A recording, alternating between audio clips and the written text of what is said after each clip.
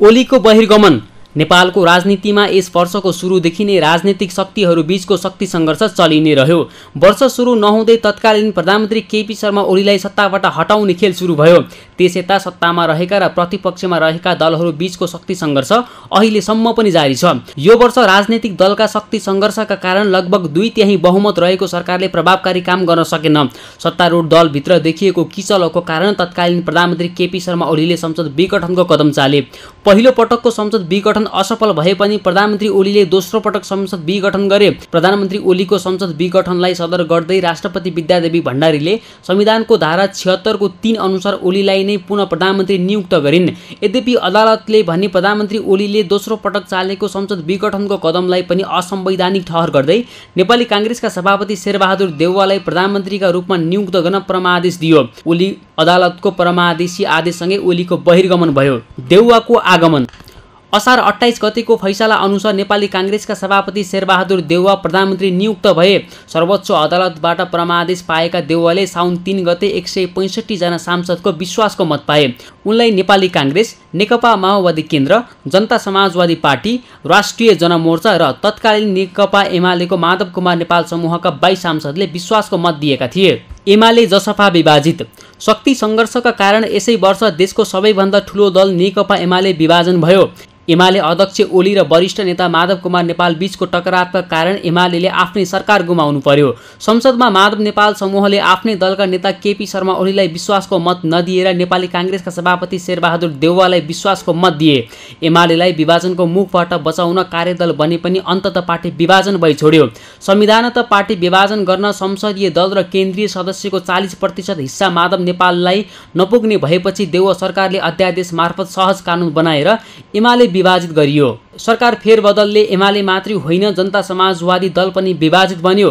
महन्त ठाकुर र उपेन्द्र यादव बीचको टकरावले जसपा विभाजित बन्यो। मधेस आन्दोलनका माग पूरा गर्न ओली सकारात्मक देखिएको भन्दै महन्त ठाकुर समूह एमालेसँग नजिकियो भने 5 दलीय गठबन्धनले मात्र मधेस आन्दोलनका उपलब्धि संस्थागत गर्ने निष्कर्षसहित उपेन्द्र यादव समूह ओली सरकारको विरुद्धमा उभियो, जसका कारण जसपा विभाजन भयो र माधव नेपालसँगै महन्त ठाकुर समूहले पनि लोकतान्त्रिक समाजवादी पार्टी निर्वाचन आयोगमा दर्ता गराए। प्रदेश सरकारमा समेत असर। केन्द्र सरकारको फेरबदल र एमाले जसपा विभाजनको पराकम्प प्रदेश सरकारमा समेत देखियो। केन्द्रमा देखिएको उतार चढावका कारण 7 मध्ये 5 प्रदेशको सरकार फेरबदल भयो। प्रदेश नम्बर 1 बागमती, गण्डकी र लुम्बिनी प्रदेशमा एमाले सरकारको नेतृत्व गुमाउनु पर्यो।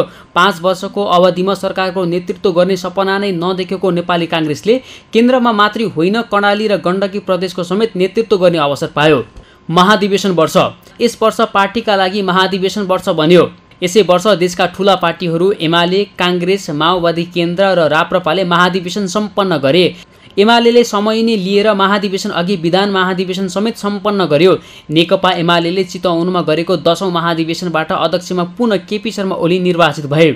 14औं महाधिवेशन अन्तर्गत काठमाडौँको भिरकुटी मण्डपबाट कांग्रेसले पनि सभापतिमा पुनः प्रधानमन्त्री समेत रहेका शेरबहादुर देउवालाई नै निर्वाचित गर्यो।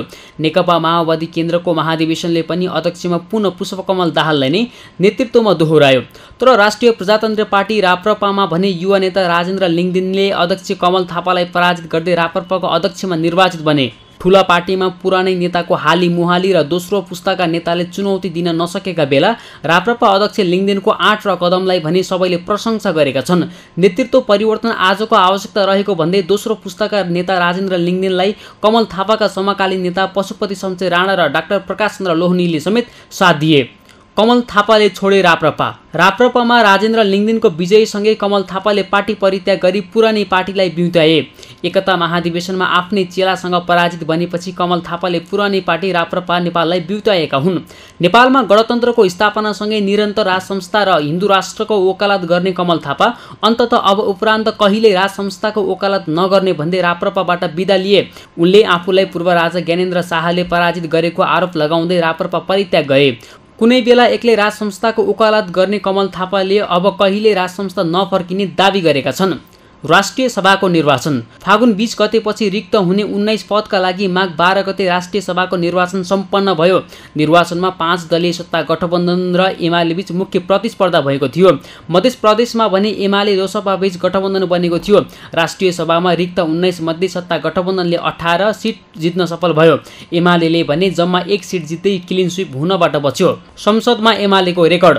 माधव नेपाल सहितका 14 जना सांसदलाई कारबाहीको माग गर्दै एमाले विगतमा लगातार 58 दिन संसद अवरुद्ध गरेको आफ्नै रेकर्ड तोडेर 9 महिना पुर्यायो। यस वर्ष एमाले नेपालको इतिहासमै सबैभन्दा धेरै अर्थात् 143 दिनसम्म संसदको बैठक अवरोध गरेर यस अघिका सबै रेकर्ड ब्रेक गरेको हो। माधव नेपाल सहितका 14 जना सांसदको कारबाही र सभामुख अग्निप्रसाद सापकोटाको राजीनामा माग गर्दै संसद अवरुद्ध गर्दै आएको एमाले अन्ततः आफ्ना माग पूरा नहुँदै संसदको गतिरोध अन्त्य गर्यो। एमसीसी अनुमोदन। यस वर्ष अमेरिकी सहयोग नियोग एमसीसी पनि निकै चासोको विषय बन्यो। एमसीसी सम्झौता संसदबाट अनुमोदन गर्ने वा नगर्ने भन्ने विषयमा सत्तारूढ दल बीच नै दूरी बढ्दै गएका बेला अन्ततः एमसीसी व्याख्यात्मक घोषणासहित अनुमोदन भयो। सत्ता गठबन्धनमा रहेका माओवादी केन्द्र, एकीकृत समाजवादी र राष्ट्रिय जनमोर्चाले एमसीसी अनुमोदन नहुने दाबी गरे पनि अन्तिम समयमा उनीहरूले एमसीसी अनुमोदन गर्न प्रधानमन्त्री शेरबहादुर देउवालाई सहयोग गरे। संसदभित्र र संसद बाहिर एमसीसीको चर्को विरोधका बावजुद नै एमसीसी प्रतिनिधि सभाबाट अनुमोदन गरिएको हो। एमसीसी सम्झौता संसदमा प्रवेश गरेसँगै काठमाडौँको नयाँ वाणिज्य क्षेत्र तनावग्रस्त बनेको थियो। सर्वाधिक चासोको विषय रहे पनि एमसीसीका मामिलामा प्रमुख प्रतिपक्षी दल नेकपा एमाले संसद अवरोधको कारण देखाउँदै मौनता साध्यो। यद्यपि एमाले सांसद भीम रावलले भने एमसीसी सम्झौताको विपक्षमा मतदान मात्रै गरेनन्, संसदमा एमसीसी राष्ट्रगति भएको भन्दै यसको खारेजीको माग समेत गरे। स्थानीय तहको निर्वाचन सम्पन्न। यसै वर्ष दोस्रो पटक गरिएको स्थानीय तहको निर्वाचन सम्पन्न भएको छ। निर्वाचनबाट नेपाली कांग्रेस पहिलो, नेकपा एमाले दोस्रो र नेकपा माओवादी केन्द्र तेस्रो शक्तिका रूपमा स्थापित हुन सफल भए। राप्रपाले आफ्नो शक्ति सुधार्न सफल भयो भने अन्य दललाई पुरानो विरासत जोगाउन सकस पर्यो। बरु विखण्डकारी सोचबाट खुला राजनीतिमा आएका सीके राउत नेतृत्वको जनमत पार्टीले सम्मानजनक मत प्राप्त गर्न सफल भयो। यस्तै विद्रोही धारबाट सरकारसँग वार्ता गरेर खुला राजनीतिमा आएको नेत्र विक्रम चन्द विप्लव नेतृत्व को नेपाल कम्युनिस्ट पार्टी पनि निर्वाचनमा सहभागी भयो। यसपालिको निर्वाचन अघिल्ला निर्वाचन भन्दा थोरै भए पनि पृथक देखियो। काठमाडौँ, धरान र धनगढीमा ठूला दलको विरासत भत्काउँदै स्वतन्त्र उम्मेद्वार विजयी भए। राजनीतिक विरासत नै नभएका स्वतन्त्र उम्मेद्वारले गठबन्धनका हेभी वेटका उम्मेद्वारलाई भारी मतले पछि पार्दै विजयी भए।